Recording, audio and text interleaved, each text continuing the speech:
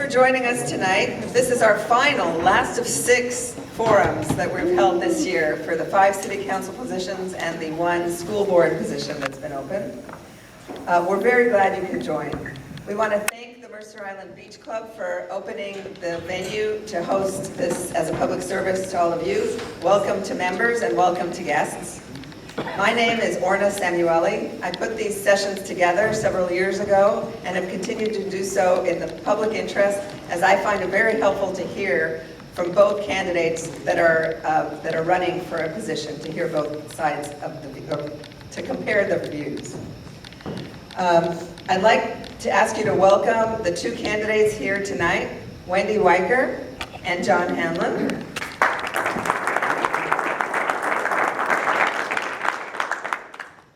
Moderating our session tonight is Kate Rosenbaum, no relation to Dave Rosenbaum, we've established.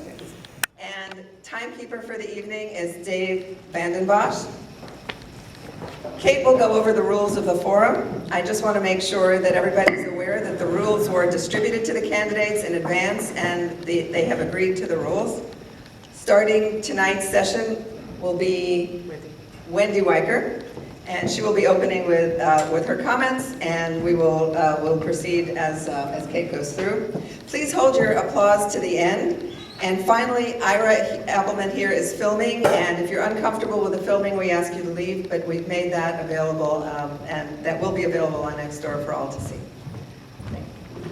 Thank you. So tonight's forum has a format such that we'll have opening statements from each candidate, then they'll each have an opportunity for a short response, and then we'll open the floor up to you to ask questions.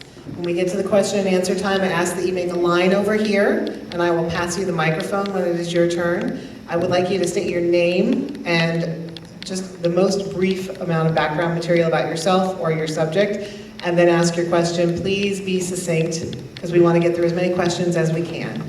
And then when you are done, if you want to ask a follow-up question, get back in line. Don't ask it while you're up here. Let someone else have a turn first. We're going to let both candidates answer each question. They'll each have 1.5 minutes to answer, and we'll alternate. So if you have a question for one candidate, it will be answered by both candidates. So don't direct your questions just towards one person.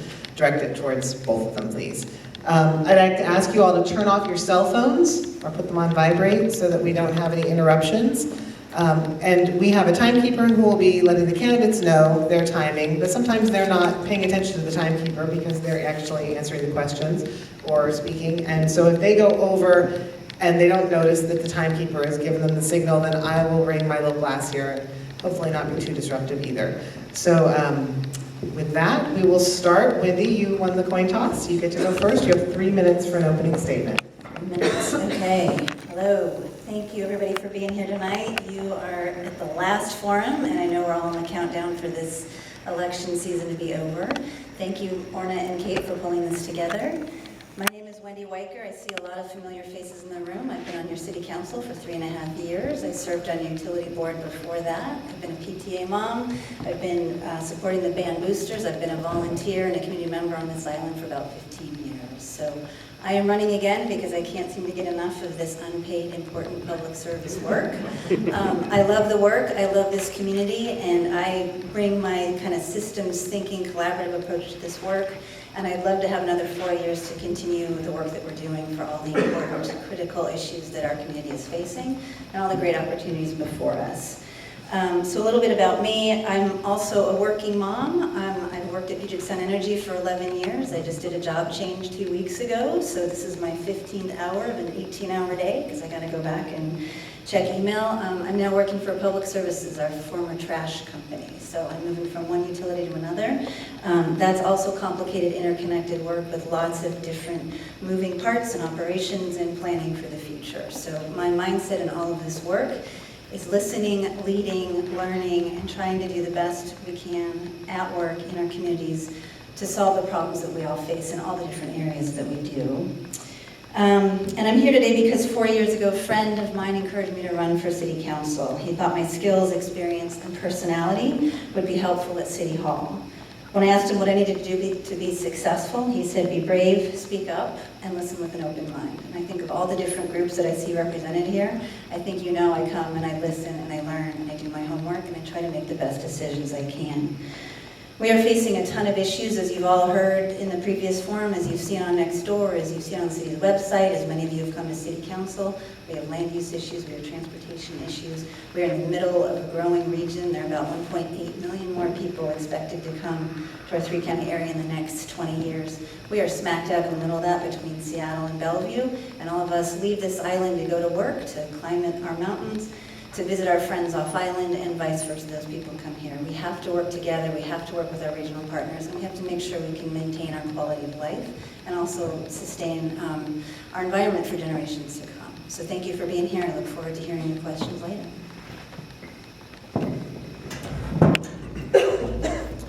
Good evening.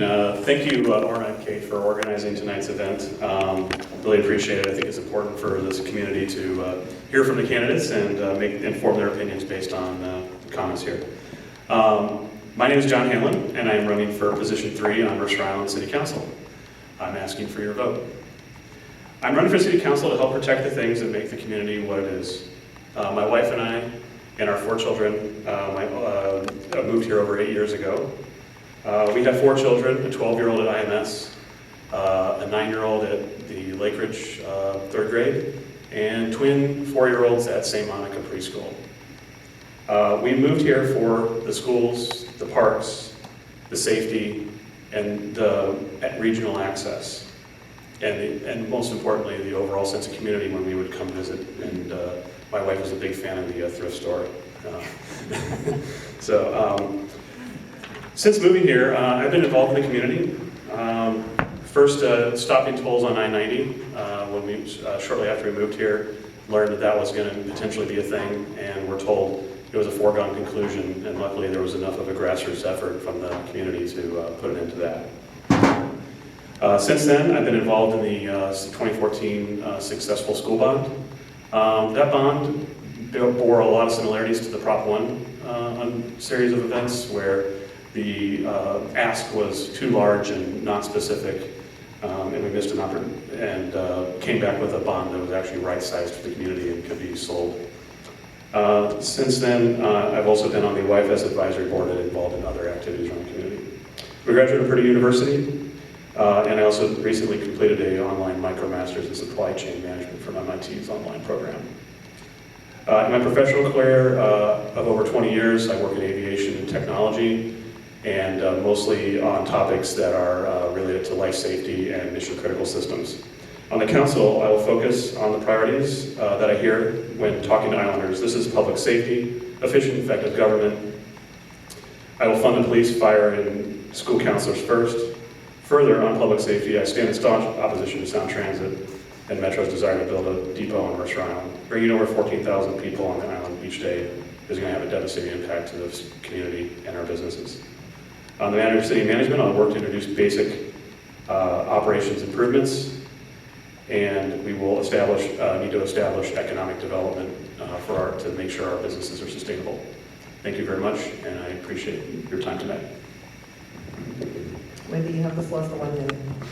I have 1 more minute. I'm going to take that time to thank John and all our other candidates for stepping up to do public service, as we've all seen in the last couple of months and certainly in the last week and a half. Civil discourse seems to be at an all-time low, and I hope in the next 12 days we can all work together to be respectful to all the candidates who are stepping up for school board and city council. At the end of the day, we're all friends and neighbors, and I think we have to remember that. The best thing we can do to solve our problems that are very overwhelming and difficult for a small city with limited budgets is to work together, listen to each other, and take the high road always. So I want to thank John especially for putting up with this, because it's not easy. Thank you. And I also want to say thank you to Wendy. When we first met, we agreed to run a campaign that we'd both be proud of at the end. And so I appreciate that. And on council, I mean, make no mistake, we have our differences. And I think this is the excellent thing about this race. We have been consistent in our positions, and our positions are different. Wendy's, been consistent on the bus intercept, the Sound Transit optimal solution. I'm not supportive of that. Likewise, I've been taking largely funding from on island, where a lot of the funding is for her campaign is coming from off-island persons and PACs. And so who is prioritizing the island's interests, and what are the things that are going to matter to our businesses in our community going forward? And I'm sure we'll get into the details of this when we are talking and answering questions for the rest of the evening. Thank you. Okay, now we're ready to start with the questions. So if you have a question, please come and line up over here. The format is going to be that you will please state your name, give us a little background about yourself or about your subject, and then ask your question as briefly as possible so we can get lots of questions in. And then, again, address your questions to both candidates, and the candidates will take turns answering first. So first will be Wendy. She gets to answer the first question first. So, are you ready? Thank you, John and Wendy. I've seen you a lot today, Wendy. Jeez. So Dan, the prior, Mike Ciro. I live just down the street, about 23 years on the island. Dan Thompson made reference to population goals, and that's what I would like to talk about. And this is an area where I think there is a big difference between the two of you. Coming home today, I had to go to QFC to pick up dog and people food. 68th was backed up to the fire station. It hasn't always been like that. At the checkout line, heavens forbid, I was all the way to Haagen-Dazs ice cream from the checkout line. Oh my God. We can't have that. And I think what I'm going to ask is the root cause of many of the issues on Mercer Island. It's my opinion and the opinion of former Senator Horn, who wrote the Growth Management Act, that the forecast and corresponding housing capacity forecasts are suggestions until they're accepted by the local government. The local government, the council, owns the population projections. These figures are distributed or recommended by PSRC, the GMA, to the region on a per capita basis. Therefore, the forecast for the island is handled the same as Bothell, Kenmore, Kirkland, etc. Much different communities. In 1990, the forecast for MI was 20,800. We hit that goal. To be rewarded in 2000, our goal was 22,036. We hit that goal. Our reward was in 2010. Our goal was 24,510. We hit that goal. Again, in 2020, our goal, we were rewarded with the goal of 26,229. With each subsequent goal, with each subsequent year, like good soldiers, the philosophy of sitting at the table with our regional neighbors has produced more and more demand on our levels of services. I recognize that the city isn't concerned about my grocery cart being back to the ice cream, but that's just an example. The way we have accommodated growth in, let's say, the Island Crestway 68 intersection, the other intersections, are what you know are measured in levels of service, LOS. One way to do that is to lower the level of service from A to B or C. Of course, tax our citizens to improve the intersections costs hundreds of thousands of dollars. Either way, the citizens lose. The intersection improvement may maintain the... Right, the question is... Thank you. Wendy, you are recognized between the two as being a leading regionalist on the council. How will your regionalism differ from the regionalism of past council members that have accepted GMA growth figures that have adversely affected our island? And I have a minute and a half to address all that, really? Yes. First, let me say thank you, Mike. That can only come from a previous council member with that level of detail. GMA is a requirement of state law. We have to do our part to accommodate the 1.8 million people that are coming to our region. The difference is we don't have to build for it, we have to plan for it. And we can be at the table, and I'm agreeing with Salim on this, that we don't have to expand numbers beyond what we can negotiate with our regional partners when the Puget Sound Regional Council Vision 2050 planning document finally comes out for what that growth is going to look like in the next 20 years. So growth is coming, and we have to plan for it and manage it and work with our regional partners. We are an island, we are not isolated. We cannot say no. There are governmental jurisdictions over us, that control our destiny. And the more that we can be at the table and be regionalists, and whether I'm elected or John is elected, he's going to be a regionalist too. We can't take care of all the services we need on this island, right? We cannot buy a car, we cannot shop at Costco, we cannot manage our own sewage, we cannot take our own trash to the dump, we can't create our own electricity. We are regionalists because we have to be, because there are many ecosystems and many aspects to having a civil society. So we have numbers, we have to plan for them, we have to have the capacity, we don't have to build it. And I want to make sure that whatever growth comes in the town center next to that light rail, because housing and transportation and density should be where we can contain it and still preserve the quality of life in our residential neighborhoods. So, as I understand it, we've already planned adequate growth for, some say, up to 2030 timeframe in our current zoning. One thing that's notably absent from our use of the GMA to date is the fact that not only does the GMA ask for certain amounts of housing, but there are 7 or 8 other elements that are part of that law. And the application of those other elements has been greatly imbalanced in the city to date. Most notably is the economic development aspects of what's required in the GMA. And really, it gets so much attention on the population thing, I think it actually misses what is an opportunity to be a really balanced and effective law. And it kind of gets a bad name because of the growth aspects. On the council, my focus would be addressing those imbalances and looking to focus especially on what is our economic development plan. Well, I'm sure we'll get a question here sooner or later on climate change and sustainability, but there's a big aspect if we have to go off island for every service. And so my focus, like once again on the council, would be to work to ensure that the other aspects of the GMA are in balance with the population targets.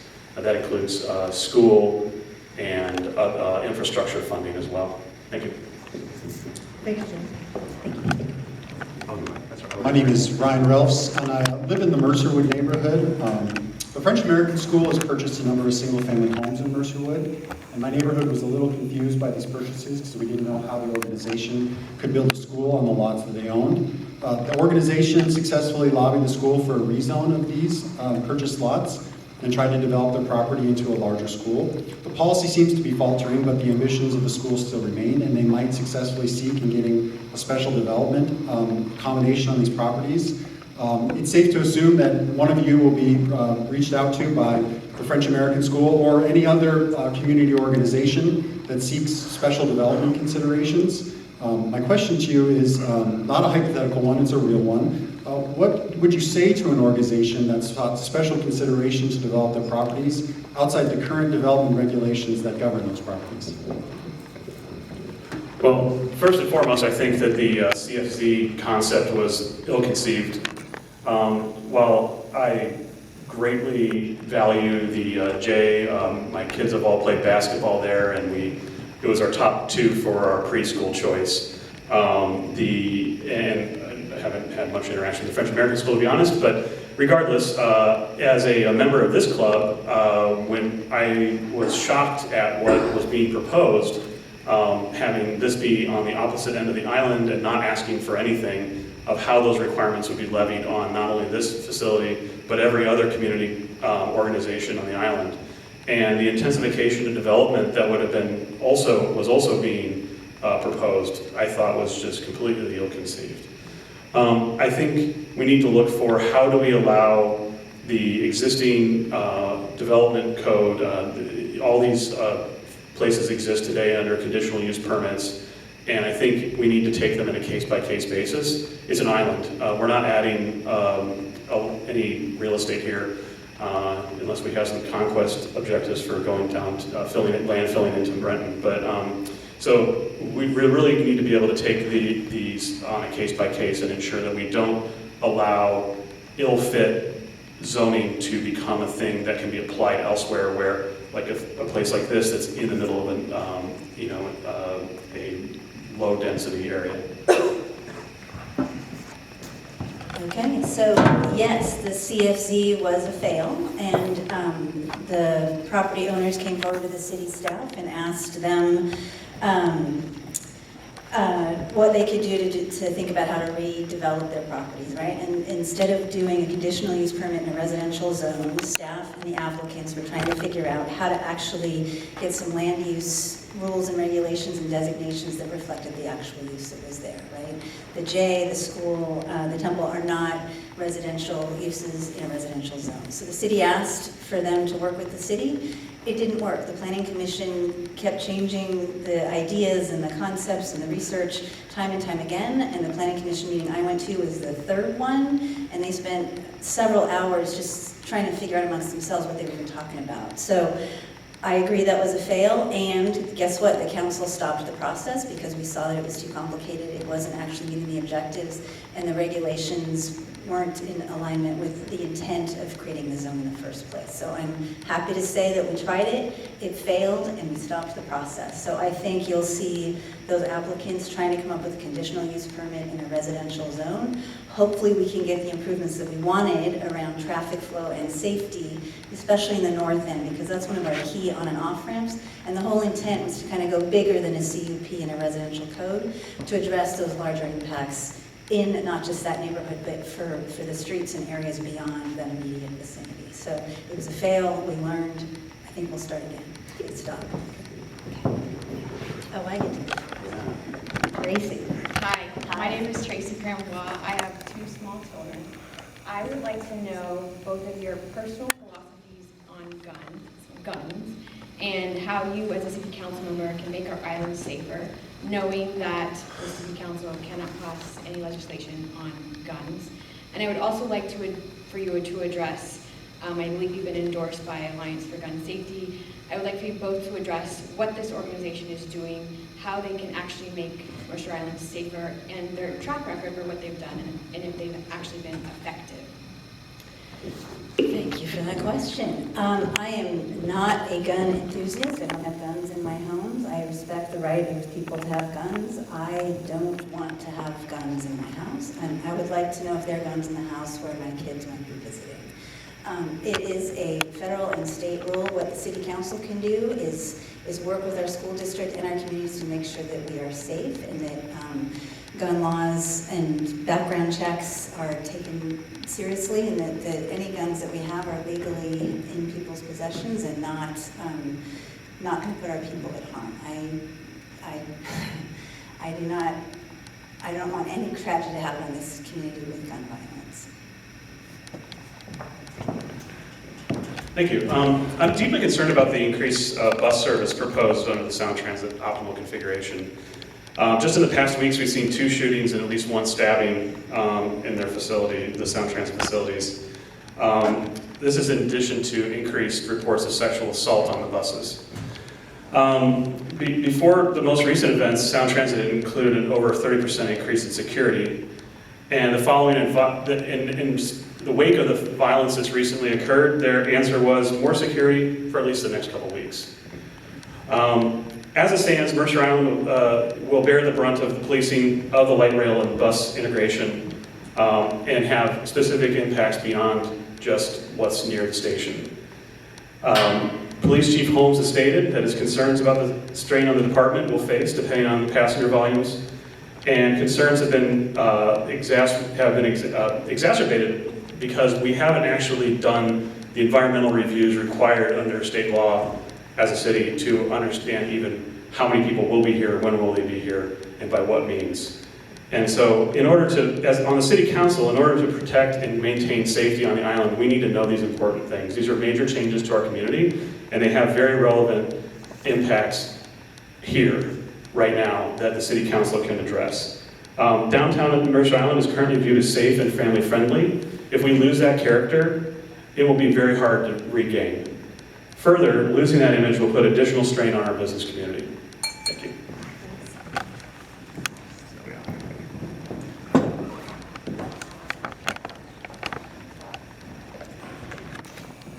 My name is Jonathan Harrington, and I'd like to thank the candidates for spending all your time, all this season to volunteer to help our I live on the south end, as many of you do, and I also have a chronic health condition, as maybe some of you do. We're very fortunate to have a high life expectancy on this island. Actually, on the south end, it is 87 years old. That is the official statistic. I'd like to keep it that way. Maybe some of you would as well. But I'm very concerned about the South End Fire Station. And I'd just like to see, there's been a lot of people been unwilling to say about what they're willing to cut or not cut. But on this one issue, is it possible that one of you or both, you could simply make a pledge to do whatever you can to stop the closure of the South Fire Station? Thank you for that question. Absolutely. That the notion of having only one fire station on the island is quite concerning to me. And when I heard that coming up in some discussions over the course of the summer, I was fairly shocked by that. I think one of the things about cuts and reductions that we've been talking about is this false notion that in order for the city to become more efficient, there must be cuts. I've personally been involved in my career in work on process improvement and efficiency. And in that, it's very possible there's no process I've encountered that can't be, I know Heather says she can't find a budget that there isn't 5% to give back on. I haven't met a process that there isn't 50% to give back on. I mean, really, when you get down to it and you look at the value chain of what a particular process is delivering, you can gain a great deal of optimization and drive efficiencies in ways that we aren't considering. For example, right now, we are manually tabulating our punch cards for our hourly non-exempt employees in the city. This is Stone Age stuff. I think that most of the payment processors out there will give us the technology for free on the account of the fact that we have a multi-million-dollar payroll that will fund their, we'll take care of them and their business. So, thank you.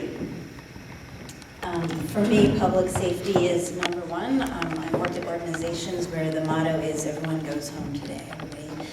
Nobody gets hurt today, everybody survives, everybody comes home. We work and live in very dangerous times, and when you have a health emergency, you need to know that 911 is going to show up, whether you're 87 or whether you're 3 years old. So for me, making sure that we have our first responders ready to go and ready to be at our homes within 3 minutes because of the robust public safety system that we have, that to me is sacred. So you have my pledge that I will do everything in my power to make sure that that fire station stays open. How that relates to the budget is there was some discussion as to whether or not there might be some efficiencies with merging with either the city of Bellevue or the city of Seattle to save money, right? Because it's our fire department and fire stations. And our chief was pretty clear that he said that could be possible, but there might be some levels of service reduction. So the question is how much and to what extent, and what is the payoff in return on that? I don't think it's worth closing that station at all. I don't know whether it's worth merging with Bellevue or Seattle. We need to get clear on those numbers. We need to see what the savings might be. We need to see absolutely that the response time is not affected and in fact may be improved if we have a larger economy of scale with our first responder systems. So I'm out of time. Okay. Thank you. Oh, I get to first. Hi, I'm Victor Rushis. My family's been on the island for nearly 50 years. I'm the co-owner of Island Books. I'm super psyched about an 87-year life expectancy since I'm a South End resident. Best news I've heard all day. I'm going to ask a question I asked on Monday at the forum. I'd like to get your thoughts on it. I think you're both aware that the City Council has approved a comp plan amendment that effectively drew Island Books and a bunch of other businesses out of the retail core of the town center. I want to get your thoughts on it. What would you do about it, if anything, and when would you do it? So on Tuesday night, I advocated for an economic development plan. I think we need to work together as a community and on the council and with experts and our business community and the Chamber of Commerce to figure out what to do to bring some vitality to our town center. We have some really expensive dirt, we have some really expensive properties. It is hard to run a small business here. So I think what we can do, among other things, is figure out how to make that Tully's Main Street Micro project work. I think it's a possibility of an art center there to draw more people downtown and walk around and improve the parking downtown so people can show up for a couple hours, not just the commuters that show up and leave all day. I think the development that's coming, I don't know that the current plan that we have for the town center is going to be enough to do enough for our retail partners, so we need to figure out what the economics are to help make sure small businesses can survive as well as our Starbucks.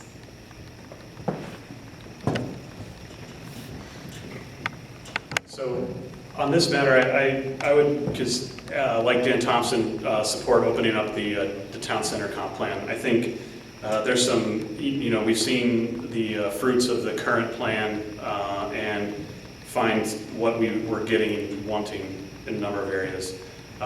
Parking is not going to get better. The recent projections from the Puget Sound Regional Council show that over the next 30 or 40 years, the number of car trips is not actually changing. There isn't a mode shift. So we have to be able to account for the fact that there will be cars in our lives. They may be more autonomous or they may have other form factors, but at the end of the day, there will be personal vehicles of some form or fashion that we need to accommodate. In order to promote a thriving downtown business, we need parking that's in front of the streets that promotes slowing the traffic and allows people to access the businesses and get on with their day. This also has the benefit of enabling better traffic movement in the city and improves sustainability, as I mentioned earlier, by having an actual thriving town center. And MICA, I'm supportive of MICA at the Tully site. I think it's the best compromise that we have. I think the idea is enticing, and it also does provide commuter parking options. So I'm supportive of that as well. Thank you.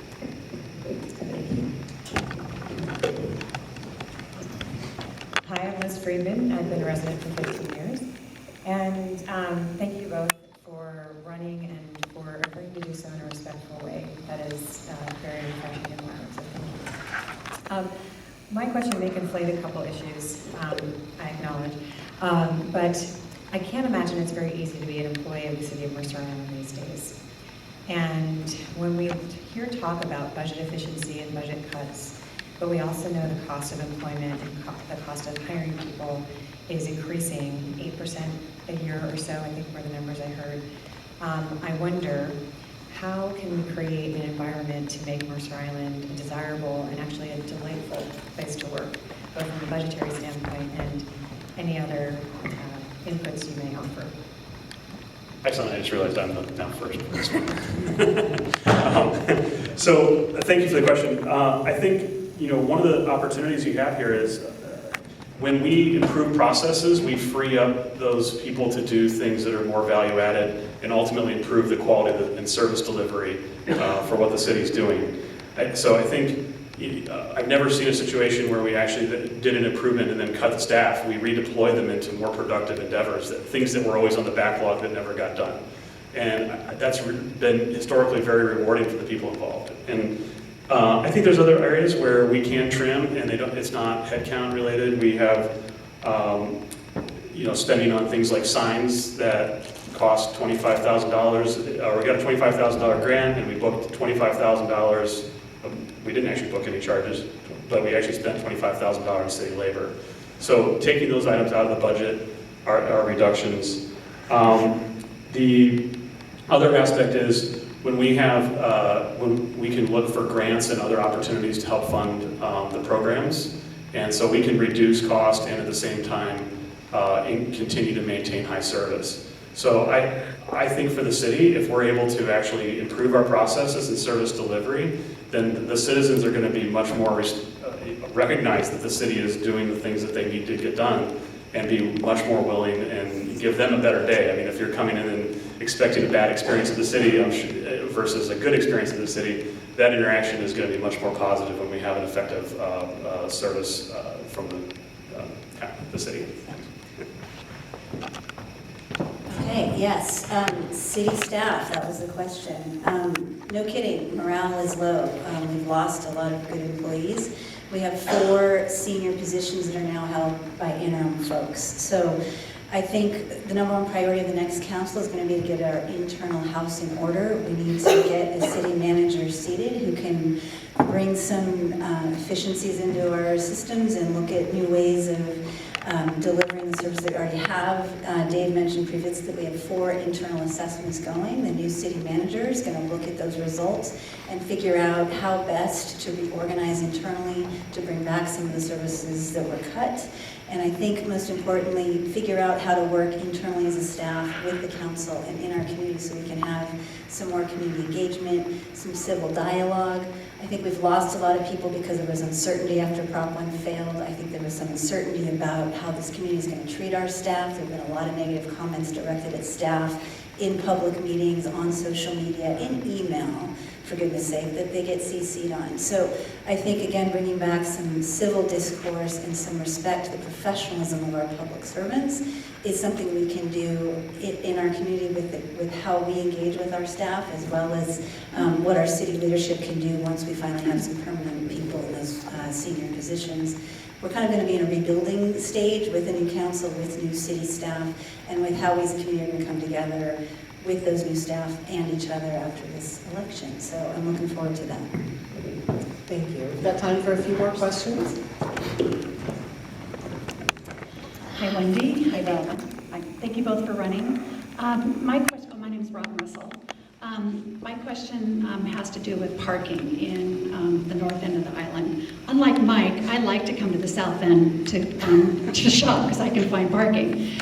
So, and I realize it's a mishmash of what we have available for the residents and people coming from off island, because there's private lots, such as the Rite Aid parking lot is a private lot, and then there's public spaces and there's permit parking. And one of my issues is I don't think we need more parking. I think we need to have the current parking enforced. And so what ideas would you have in working with our retail partners that have plenty of parking, but maybe they're sort of giving away their parking to off-island commuters? So that's my question. Parking. Yes, parking. What are we going to do about parking? First of all, we have public parking and we have private parking. So yes, I think we can do a better job of figuring out how to bring whatever capacity we have at the north end together, right? And we have talked about revisiting the parking study that was done a few years ago. I think that should be part of the next council's work in terms of figuring out how this land use at the north end is going to work. And that includes the bus intercept. Nobody's asked about that yet. So the bus intercept is going to be a piece of that, as well as working with Sound Transit and last mile solutions to the intercept. To me, it's not just about Metro buses, it's about how traffic flows in the north end. That big left is going to have a lot of traffic there with mom and dad dropping off their kids, with spouses dropping off each other, with employer shuttles picking up and dropping off, with Uber and Lyft. Using technology as we move forward, we need to make sure that we have enough cement and infrastructure at the north end for people that are moving around, as well as people who want to park and come visit our town center and hopefully spend some time and some money so we can have some economic activity downtown. I think that needs to be a number one priority. I think it needs to be based in reality. I think it needs to be based on working with the public and private partnerships, the technology that's coming, and our regional transit authorities that have a lot of control over how this is going to work. Yeah, so I think the idea, first and foremost, I had some personal experience with the parking on Sunset Highway behind Aljoya. A couple years ago, my job had me going into downtown Seattle, and so I'd take the bus as many days as I could, but I was also dropping off our kids at the South End schools, and then it would be a race to see if I could get up to the permitted parking spot before the 9 a.m. Permit time expired, because at that moment, every employee that works in downtown was sitting in the adjacent parking lot waiting for that 9 a.m. moment, and they come racing in and fill up all the spots for the commuters. And I had no success with the city. I would contact the non-emergency line and see if to inform, because we were having people parking ahead of the 9 a.m. They started the 9 a.m. Flood after I started driving some enforcement that way. But it's a more pervasive problem than that story. we see it all the way down towards the Rite Aid and Mercerdale, and I think we need to reevaluate how the city is dealing with that as part of the downtown comp plan. And include that whole area as part of our downtown retail core and not just annex out parts of it. So, thank you. Tracy? Somebody else is asking questions, so I'm going to ask a second one. Thank you both for running. I know you're almost finished with the hot seat, so the end is near. So Wendy, you queued it up nicely. There's been a lot of discussion on the bus intercept and the different variations and the new light rail.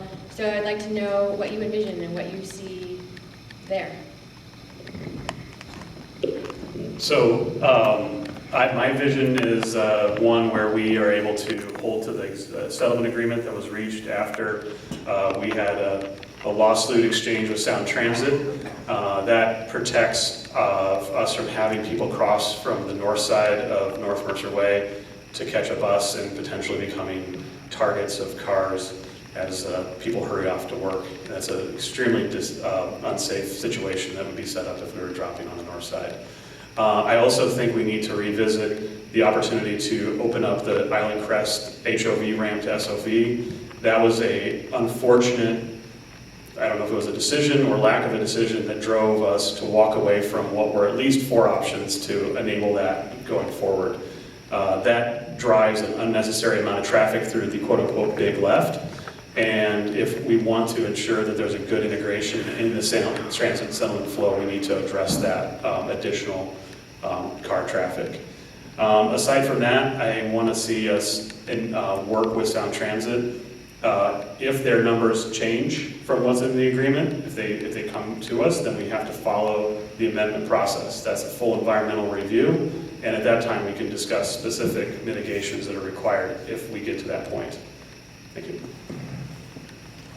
All right, so yes, we want to try to hold to the Sound Transit Settlement Agreement after we close the Island Crest Way ramp. I think most of us are familiar with the letter that the city put forward earlier this week.